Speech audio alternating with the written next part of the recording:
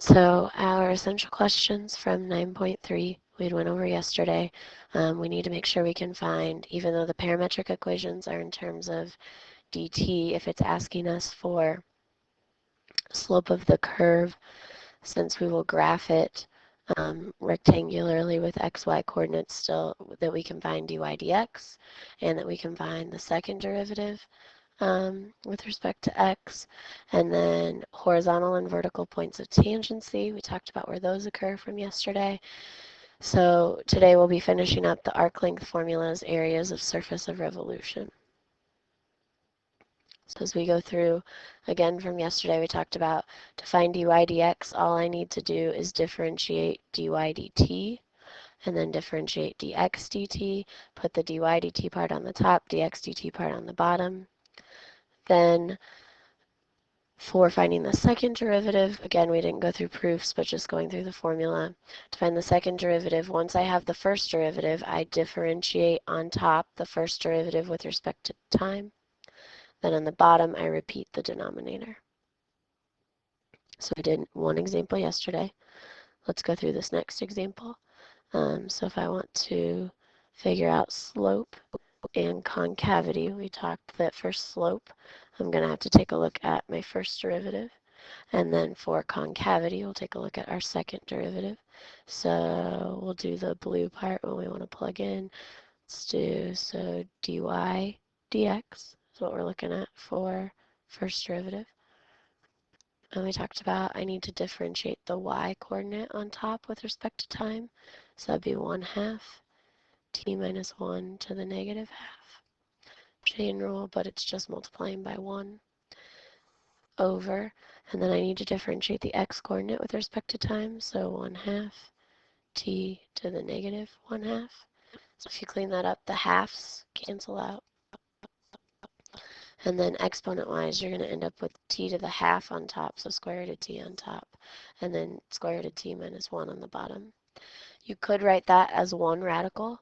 However, since we know we're going to end up needing the second derivative, that differentiating again is going to be easier to have it as separate radicals.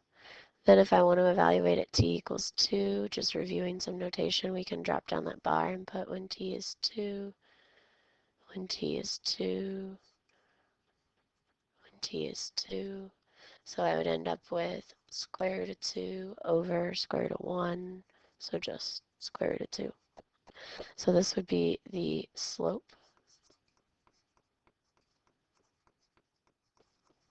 when t is 2. And then to figure out concavity, so if I want to take a look at concavity, I would need second derivative d squared y by dx squared. And we talked about that I need to take this part that I found for the first derivative, and I need to differentiate it with respect to time, with respect to time, or t, whatever t is standing for.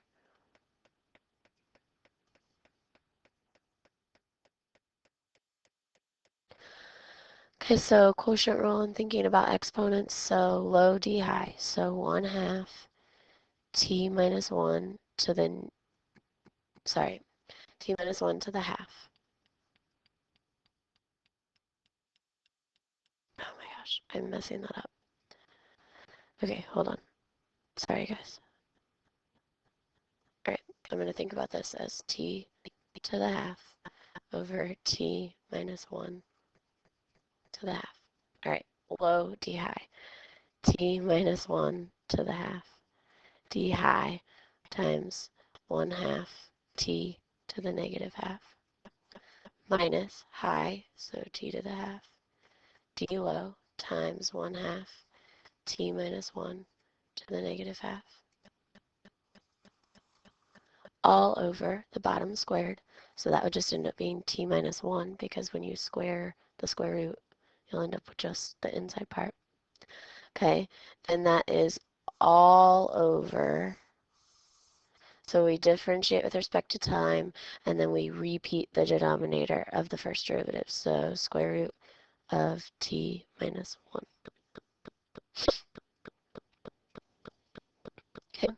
Then talking about cleanup, we talked about this yesterday. You can multiply by 1 over the radical t. So this is going to be t minus 1 to the 3/2. Okay. Now this is a good practice. I know I left kind of the algebra to you on that first example, but here this is going to repeat our weird factoring that we've worked so much with. So if we want to do that, if we take a look at the top, on top we have a 1/2 that we could take out of everything. And then we're going to take t to the minus half, smallest exponents, t minus 1 to the minus half. And then trying to figure out what's left. You can use this as a guide that subtraction told you we had 2 terms on top. So put a subtraction in the middle so that we know we have 2 terms there. And then again, it was all over t minus 1 to the 3/2. Okay, so then take out the half. So from that first term, the half is gone. From that first term, the t minus 1, t to the negative half is gone. Then to figure out the t minus 1, it's going to be t minus 1. And to figure out the power, you're going to do the power that was, the 1/2, minus the power you took out in front, minus the negative half. So it'd be t minus 1 to the first. Then for our second term, you're going to have something left from that t to the 1/2. So to figure that out, again, same strategy, power that you had, 1/2, minus power that you took out in front, negative 1/2. So t to the first. But the 1/2 we took in front, the t minus 1 to the negative half we took in front. So this cleans up to be, in that bracket, t minus 1 minus t. I'm just going to have negative 1 that's left. Then cleaning up all the other stuff that was in front, that half being in front means I could just put a 2 on the bottom. T to the minus half means that I have square root of t on the bottom. And then t minus 1 to the minus half, when that comes down and combines, you're going to end up with t minus 1 to the 3/2. Like if we cross this out right now and put this down here, t minus 1 to the 3/2 and t minus 1 to the 1/2. When you add those exponents, that'd be 4/2 or squared. So t minus 1 quantity squared. Then again though, they wanted all this at the point when t is 2. So I want d squared y dx squared second derivative when t is 2. Then you can continue those all the way down. So that would be equal to this when t is 2, which would be negative 1 on top. 2 times the square root of 2 times 2 minus 1 is 1 squared, so it's just 1. So negative 1 over 2 square root 2. You can rationalize, you don't have to. Okay. Then moving on to some other formulas. Arc length formula, I would make a note to yourself. This is how we do arc length for rectangular.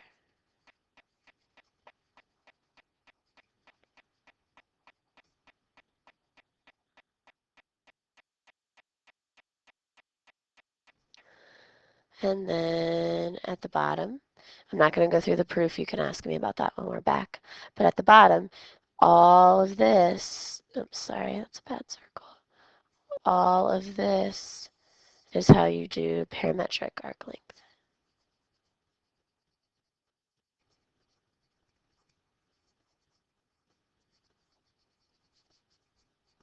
You're welcome. The proofs for all the formulas we've done so far are included in here. You're welcome to talk through them, work through them, and then ask me questions. I'm just not going to go through them here.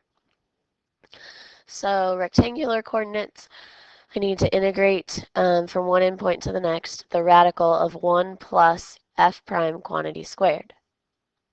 The f prime quantity, not the whole 1 plus. Well, that gets replaced with parametric.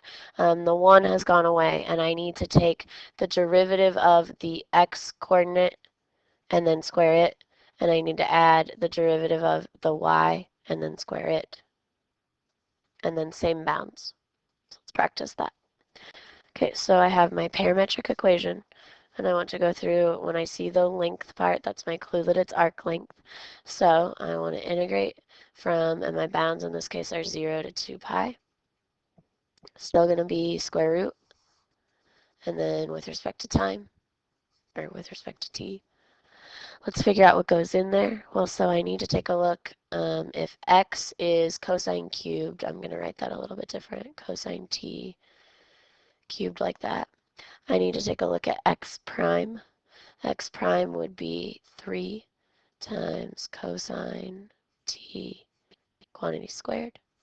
Derivative of cosine for your chain rule is negative sine. But I really want to take a look at that quantity squared. So squared here, squared here. So if I square all of that, I would end up with 9 cosine to the 4th of t times sine squared of t. Then if I take a look at the y, so y was, same deal, sine of t cubed. Same process. So y prime would be 3 times sine of t quantity squared. Derivative of sine is cosine. And then I really want all of that squared. So all of this squared.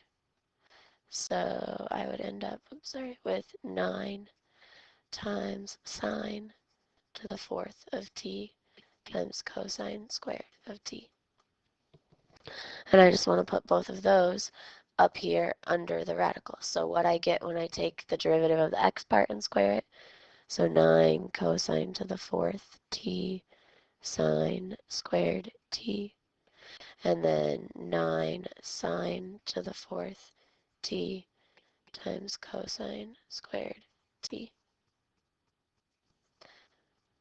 So this was what I started out with. This is kind of just my scratch work to figure out the x part squared, the x derivative squared and the y derivative squared. Now if I want to clean up what I have, this is actually pretty easy to do by hand. So if I take out what's in common, I have so integral 0 to 2 pi square root. There was a 9 sine squared t that was in common, and cosine squared t that was in common. And if I factor that out and see what's left, going back up to the top there, I would end up with a cosine squared t from the first part plus a sine squared t from the second part. Okay, well that's really clever because that equals 1. And the square root of 1 is 1. So I'm just left with the square root of this 9 sine squared cosine squared. I do want you to remember that when I square root a square, perfect square, it comes out in absolute values. So 3 sine t cosine t. But that's what I'm integrating from 0 to 2 pi dt. Okay. This is a point where technically you know how to do this by hand. We would have to remember from Calc AB, and you may want to make some notes. So because of this absolute value from AB, we would talk about, you would figure out where this graph would be positive, where the insides would be positive, and where they would be negative, and you would split to remove absolute values. So wherever you had a part that was down below the axis, the negative part, you would multiply by a negative to fold it up above the axis. We did that a lot in Calc AB. And so accordingly, you might split up these bounds several different times to work your way all the way from 0 to 2 pi. So that would be, if it was by hand, what you would need to do. Also, if it's by hand and you can recognize any symmetry, but that's a little harder to do with parametric. So I'm going to have us make a note that with looking at the calculator, we looked at this graph yesterday, there is some symmetry on the graph. you can make a note that you can look at the graph with your graphing calculator. And so the graph that we had drawn out yesterday went like here and here. I'm kind of bad at drawing it, and there and there. So it's symmetric all the way around. So instead of doing 0 to 2 pi, I could actually do 4 times and go 0 to pi over 2 of 3 sine t cosine t dt. So I could remove the absolute values because if I'm from 0 to pi over 2, I have all positive values for sine and cosine anyway, so I don't need absolute values. All right, so then at that point, I could move my 3 out in front, so I'd have 12, and then I need to integrate. And this would be back to something that is easily doable by hand. Take a look at doing u sub. So if u is sine of t, du is cosine of t dt. Switch over your bounds. So if t is pi over 2, then u sine at pi over 2 would end up being 1. If t is 0, u would be sine of 0, which is 0. So 12 times the integral from 0 to 1 of u du. So 12u squared over 2, 0 to 1. That 12 and that 2 could wipe out and give you 6. So 6 times 1 minus 0, so 6. So the arc length for that curve is 6. And we found this with our graphing calculators yesterday in class as well. But talking about it's good to go through and review, like really this could be all by hand without a graphing calculator. It's just a little annoying with the absolute value part. And so if they wanted you to do that all by hand, then hopefully they would shrink your bounds a little bit so that it's less checking. Okay. Then if we do notice some symmetry, this portion that we have in black here is definitely a by hand integral. Okay. Last formula, area of a surface of revolution. So if you remember from our regular coordinates, rectangular coordinates from chapter 6, that would have been 2 pi times the integral of r times your arc length.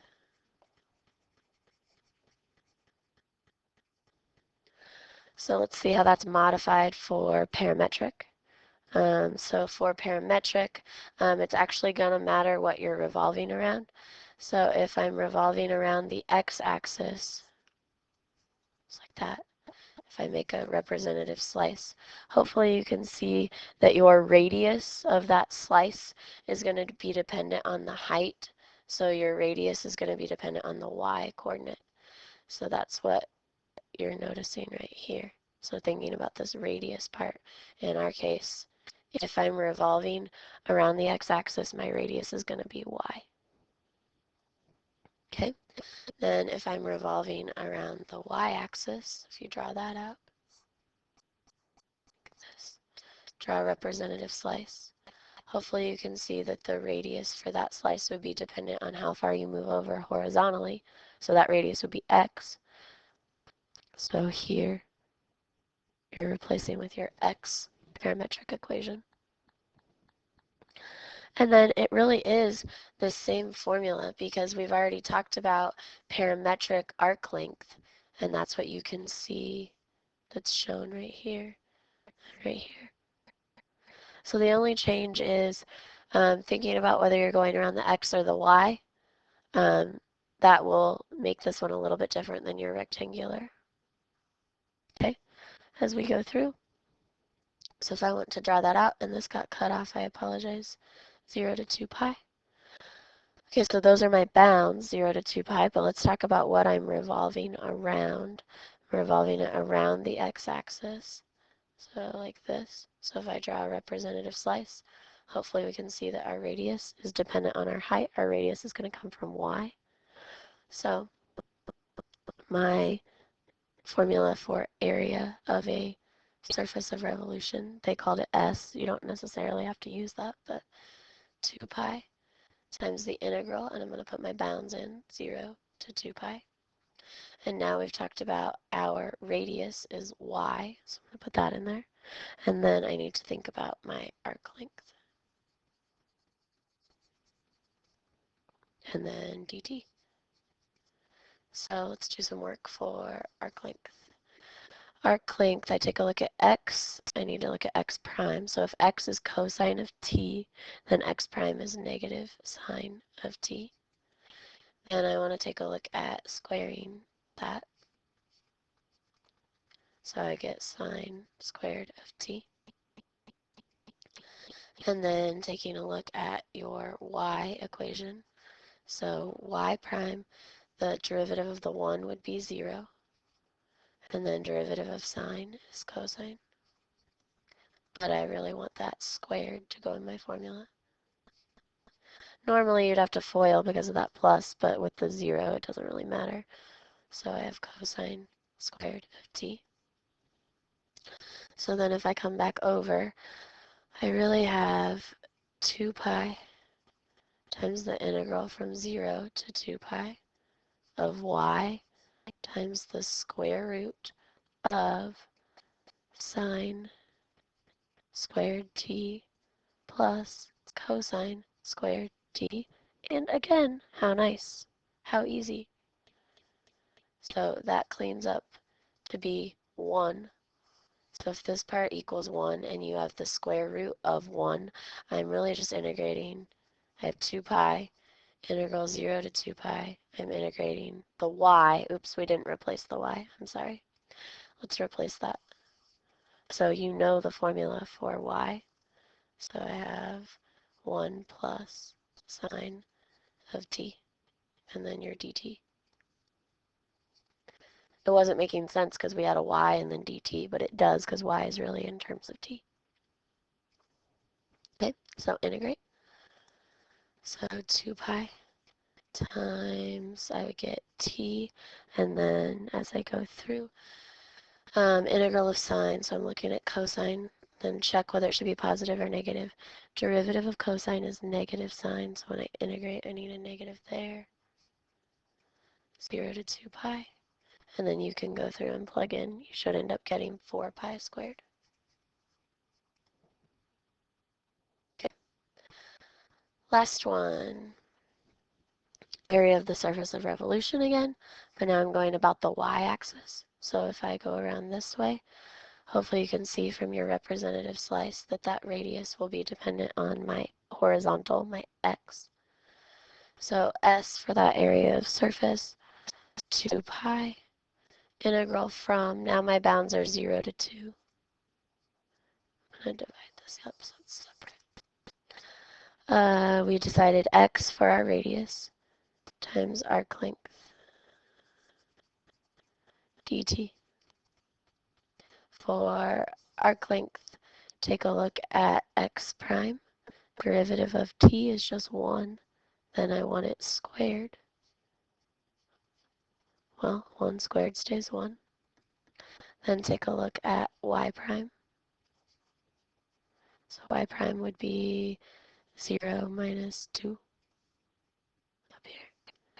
And then I want to square it. So 4. So then as I go through 2 pi, integral from 0 to 2. You can replace the x or the y. Like last time I kind of waited a little bit longer, but you can replace it whenever you want. You could put in t for that x. And then for the arc length part, I would have the square root of, and I want to add up these two squares that I got, 1 plus 4. Well, that's really easy again, because that's a constant. So radical 5, I could move that in front to have 2 pi radical 5, and then I'm just integrating the t dt, which is super nice. So 2 pi radical 5 t squared over 2. Again, 2's will cancel, that's good. 0 to 2. So I would get 4 minus 0 in there. So 4 pi radical 5. And that finishes up our 9.3. So you just need to go back. If you take a look back at the very first part, your essential questions, it's a lot of formulas. It's just going to take some practice. So putting into your own words, how do you find that first derivative? How do you find that second derivative? Vertical and horizontal tangent points. Then memorizing your formula for arc length and area of a surface of revolution. Again, like I talked to you about yesterday, it's going to be really helpful if you make some comparisons between your rectangular coordinates and your parametric, so that you have compare and contrast so that you can keep them all straight. All right. Homework. I do have a couple of notes for you about which ones are calculator questions. Some of those were marked and some of those were not. So for 9.3 homework,